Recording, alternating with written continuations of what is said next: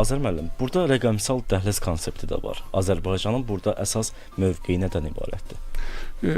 Azərbaycan əsrin müqaviləsini 94-cü ilin 20 sentyabrında imzaladı və ondan sonra ölkəmizə neft pulları gəlməyə başladı.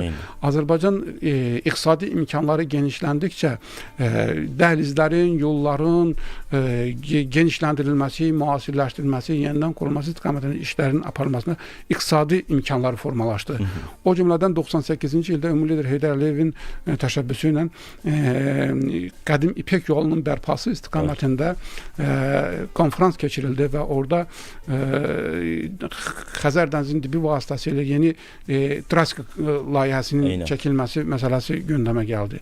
Yəni bugün rəqəmsal dəhlizin tərkib hissəsi, yəni olaraq Xəzər dibi vasitəsilə rəqəmsal kabelin çəkilməsi və informasiya dəhlizinin yaradılması üzərində işlər davam etməkdədir.